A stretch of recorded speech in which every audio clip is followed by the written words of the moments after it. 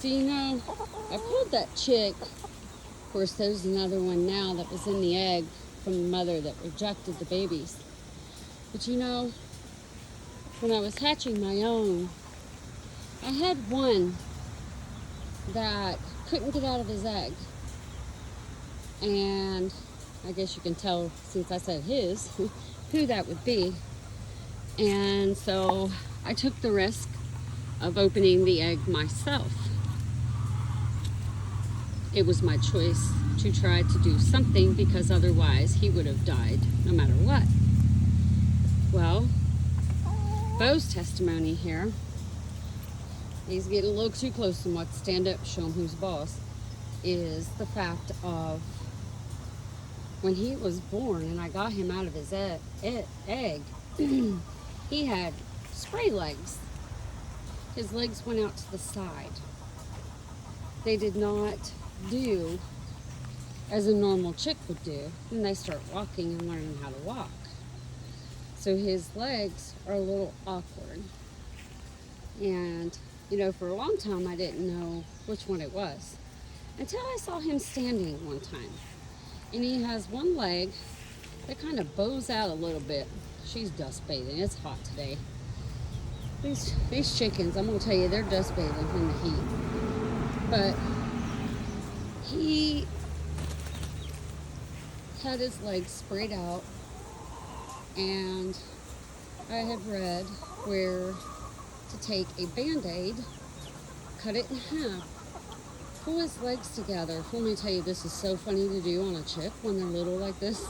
It takes two, and it was difficult. And wrap his legs with the Band-Aid to pull them together and leave it and allow it to fall off. Of course, I had to clip it because all the other little chicks were picking at it once it started coming off. And the rest of it fell off on its own. So, everybody has their own opinion of whether or not to save a life or not. But my other boys were all mean, and we all know what happens to those mean ones. But speak of the devil herself. But he wouldn't be here if I hadn't got him out of his egg and taped his little legs together. And now he's the roo.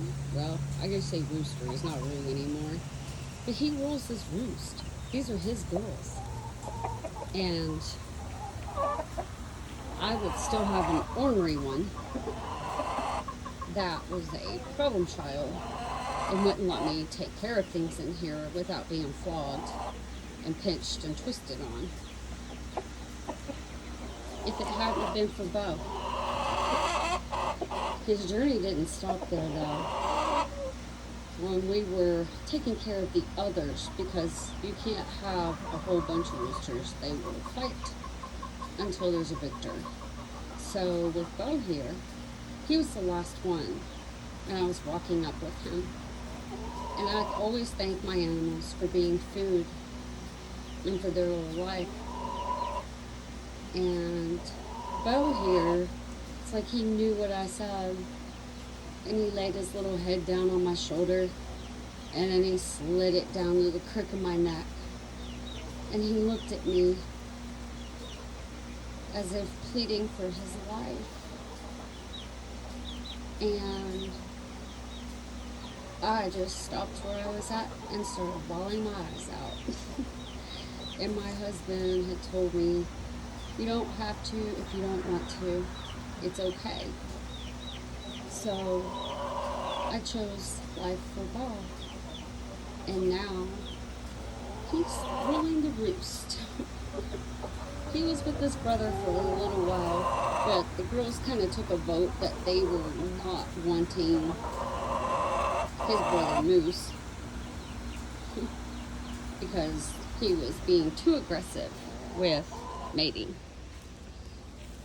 So lo and behold, we have Speedy, one of the lives that I spared not once but twice, and he's the best boy you could ever want.